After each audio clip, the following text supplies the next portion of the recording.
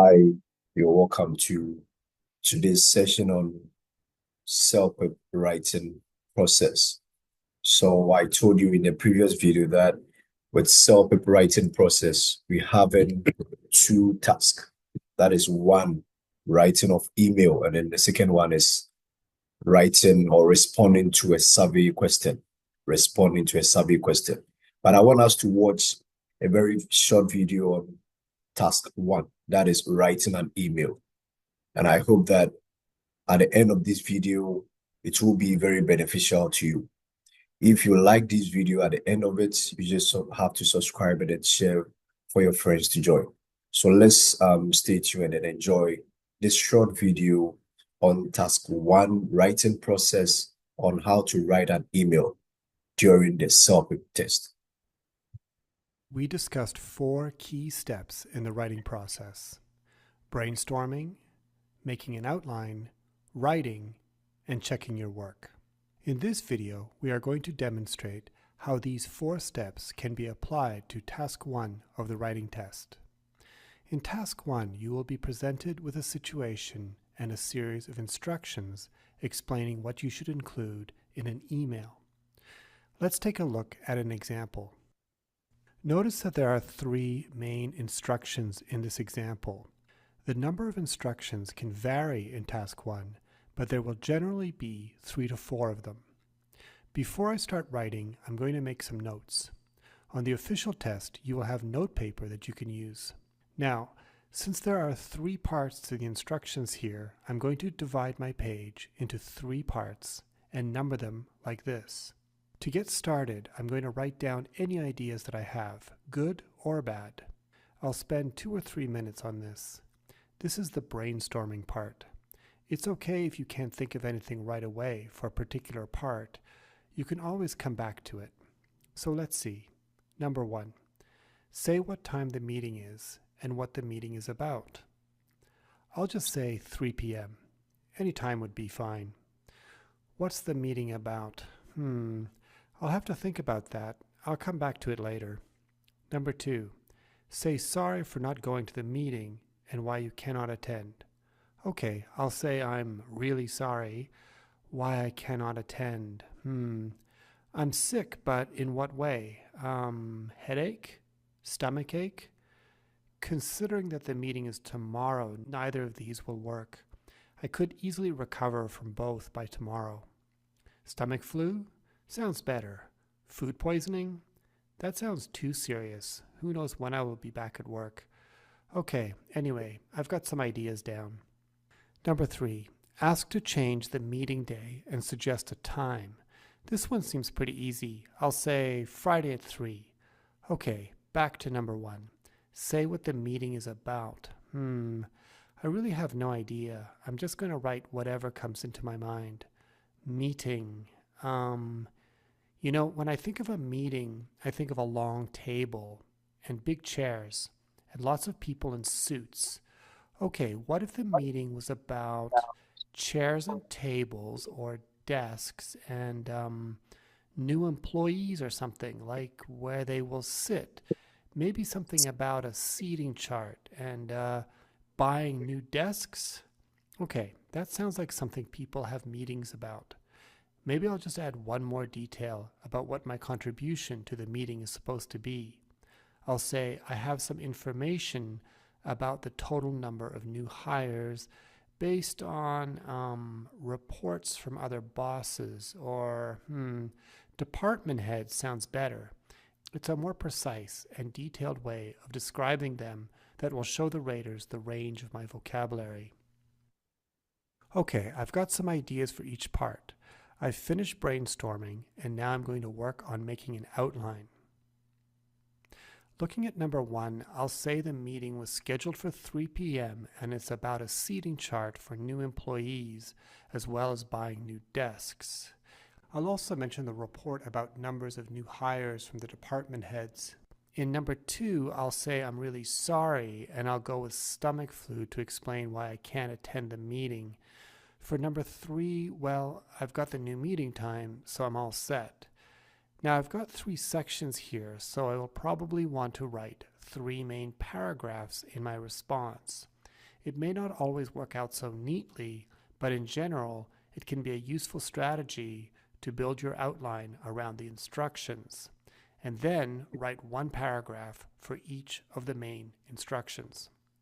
Now, when I look at my outline, I see that I don't really have enough to say to write a whole paragraph for number 3. Maybe I could add some details, like why I'm asking to postpone until Friday.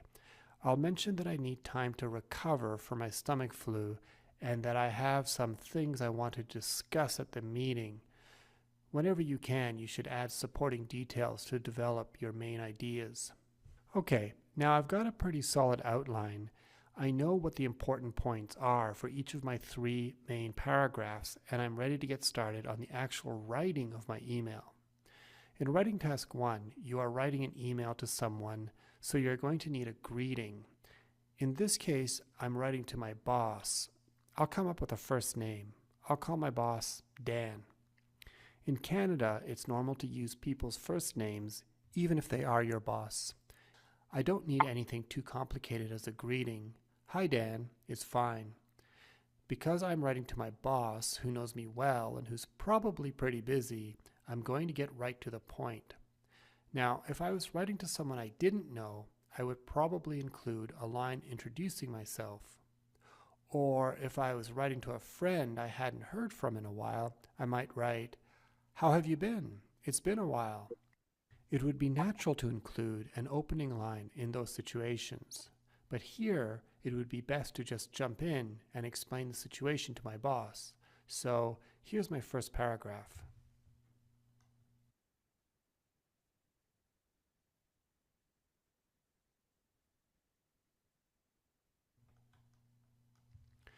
Okay, this seems a little wordy, but I'll leave it for now. I'll come back and check it after I've done a first draft. Here's my second paragraph.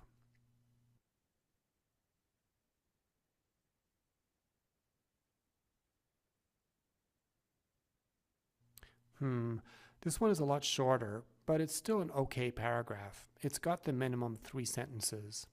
The first sentence clearly states the topic. The second sentence explains why I am sorry. The last sentence explains why I can't make it. Something bothers me about the last sentence, though. It doesn't seem well connected to the second sentence. I've stated that the meeting is important, and then I've stated that I'm too sick to go. I think I need to add a transitional word here, such as however. Okay, here's my last paragraph.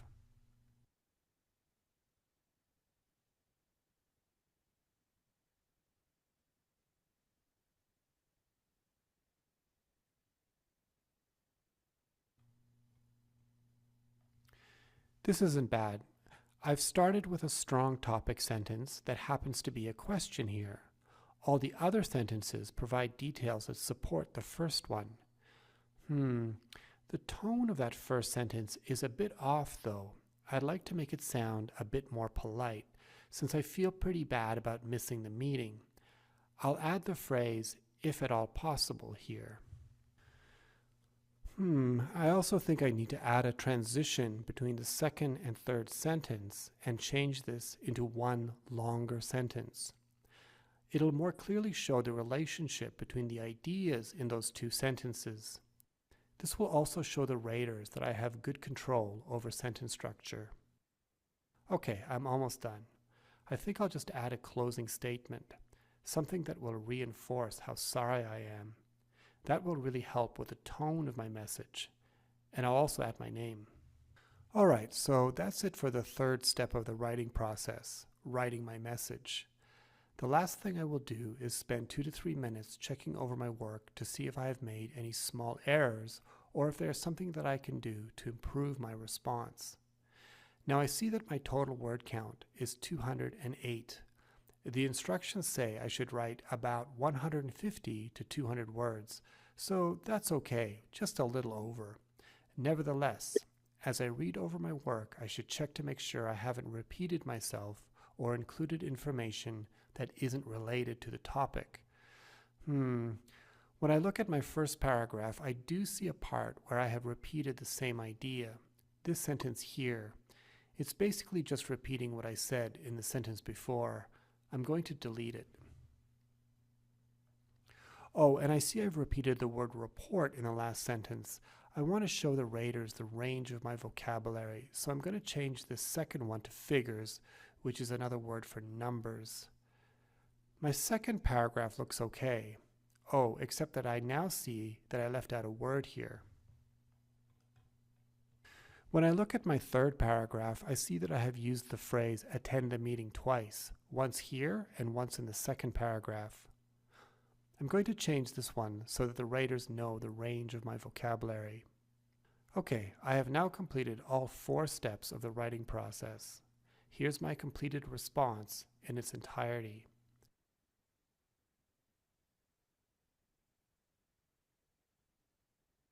Okay, so looking at this as the writing task one, that is writing an email. One thing that I want you to take note is that one, when you're writing to someone formal, it is just similar like writing a formal letter. But with this email, there isn't any address. So you just start with greetings, that is hi or hello. You address the person. If the person is someone that you know, that is a relative, you can begin by letting us know the relationship between you and that person. Okay. Or if the person is someone that you don't know, which is a formal letter, you just move or you go straight to the point. So one, you should greet. Two, there should be an introduction of yourself. You can just introduce yourself based on the question that you are given. You can just introduce yourself and then you go straight to the point. That should come in the first paragraph. That should come in the first paragraph. That should come in the first paragraph. So when you are paragraphing, it is either you leave spaces between the paragraphs, or you shift the first word to create a space just before you start. You do same for the second one. But I think in my own view, in my opinion, this is a right way of paragraphing. Just leave spaces between 1 and 2 paragraphs, and then you are good to go. So with this, one thing I want you to take note is that try as much as possible to write 4 paragraphs, to be in 4 paragraphs. So with 4 paragraphs, you have first paragraph, the second one, the third one, and then the last one. Okay. So with the 4 paragraphs that you should be writing within, try as much as possible that the 4 paragraphs contains 10 sentences. Again, it should contain 10 sentences. So when you want to count the sentences that was involved in this writing of the email, let's count. So from here to here is 1, from this to employees 2, from we to everyone, that is 3, from I to heads, that is 4, from I to meeting, that is 5, from I to possible, that is 6, from however to tomorrow, that is 7, from if to 3 p.m., that is 8, from there to chart, that is 9, that is 8, sorry, that is 8. Then from I to discussion, that is 9. Then I to flu, that is 10.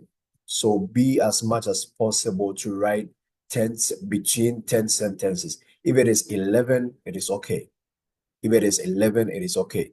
But try as much as possible to write 4 paragraphs. 4 paragraphs. The first paragraph should be the reason why you're writing the email and maybe some introduction about yourself. Then the other paragraphs should be the 3 main points that you were given to write the email about. Then you conclude. After your conclusion, you should sign off. You should sign off. As we sign off for formal and informal letters, you can do same. So you can write best regards or yours faithfully, yours sincerely. You just sign off and then you write your name. Sign off, then you write your name. So basically, this should be one of the best tasks in writing that you should be getting higher marks. I've told you already that when you start to practice more, you get a greater chance of getting a higher mark. It is not just about watching videos. It is not just about learning it for a one time. No, it should be a daily practice. So you can choose a day, you can choose a week, and then you'll be practicing. So you can give yourself 2 hours a day looking at writing only, 1 hour a day looking at reading only. So you can take each of the tasks one after the other and then spend some time each day and then try as much as possible to go through these. So let's continue with this video and then see. So this is how your writing of the email should be looking at.